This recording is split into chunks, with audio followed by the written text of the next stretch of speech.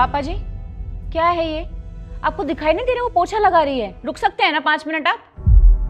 वो बेटी बहुत जोरों से बाथरूम आ रहा है तो रुका नहीं गया। अगर 5 मिनट रुक जाते तो कोई आफत नहीं आ जाती। वो पूरा दिन पोछा लगाती रहेगी क्या? लेकिन बेटी मेरे पैर तो साफ हैं। हे भगवान, अगर आपको अपने हिसाब से रहना है ना तो आप एक काम कीजिए, पीछे वाले सर्वेंट रूम में रहना शुरू कर दीजिए आप। अरे कैसी बात कर रही हो बहू? मुझे अपने ही घर में अब सर्वेंट रूम में रहना पड़ेगा? तो क्या महल बनवाऊं मैं आपके लिए? इस घर में रहने दे रही हूँ, यही बहुत बड़ी बात है। आई बात समझ में? चुप हो जाइए आप भी। चलिए शांत हो जाइए, अपने कमरे में चलिए। हाँ जी।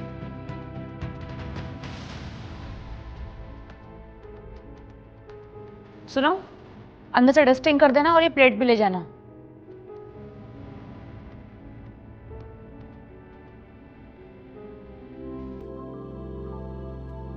सुना तुमने क्या कहा बहू ने?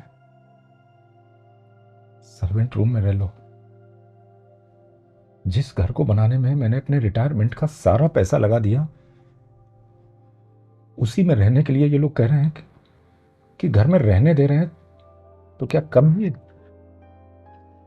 छोड़िए ना, अब शांत हो जाइए।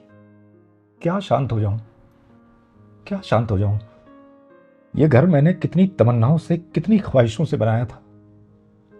इस घर की एक एक चीज मैंने तुम्हारी और अपनी पसंद से लगाई थी। ये लोग कह रहे हैं कि अपना देख लो। कोई बात नहीं, बच्चे हैं। ना ना ना, अब ये लोग बच्चे नहीं रहे। अब ये लोग बहुत समझदार हो गए हैं, बहुत समझदार। अच्छा, आप थोड़ी देर आराम कर लो या फिर कहीं बाहर घूम आओ। दिमाग शांत हो जाएगा तो मन भी ठीक हो जाएगा।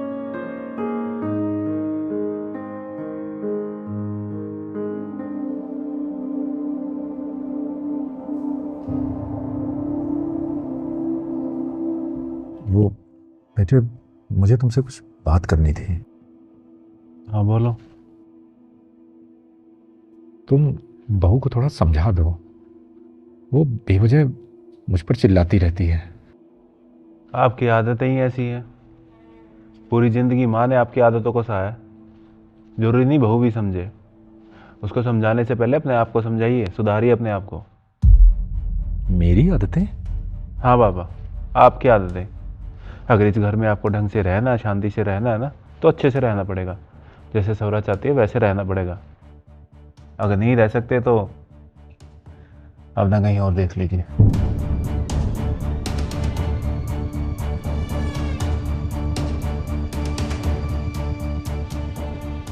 मम्मी पापा, हम 2-3 दिन के लिए सौरा के घर जा रहे हैं, इनके घर वालों से मिलने, तो घर का ध्यान रखना।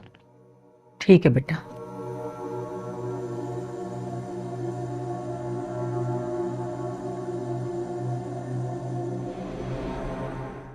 दो छुट्टी मिली थी, वही खत्म हो गई सारी। अरे तुम यहाँ क्यों बैठी हो? मेरे सामान किसका है? ये आपका सामान है और बड़े साहब ने आपको ये देने को कहा है।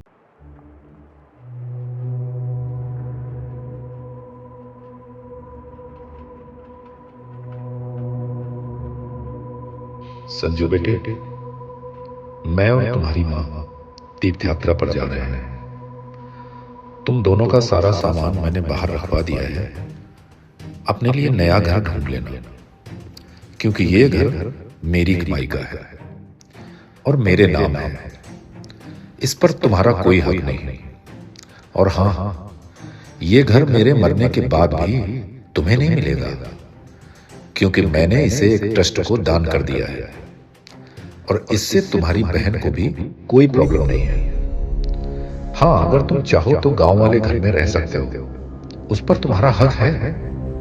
ये घर मैंने तुम्हारी माँ और अपने बच्चे के लिए बनवाया था, पर तुझे देखकर लगता है कि तू मुझे अपने बाप की नजरों से नहीं देखता, एक बोझ के जैसे देखता है। और इसीलिए मैं तुझे अपना बेटा मानने से इनकार करता हूं। जहां भी रहो खुश रहना। अपनी पत्नी के साथ। भगवान तुम्हारा भला करे। तो तुम चाह रही थी कि उन्हें किसी ओल्ड एज होम में भेज देते हैं, उन्होंने हमारे साथ कर दिया। कहीं के नहीं, हम रोड पे आ गए हैं। और वो ऐसे कैसे कर सकते हैं हमारे साथ? जैसे हम कर रहे थे उनके साथ। अब उठाओ ये सारा सामान, चलो। ए,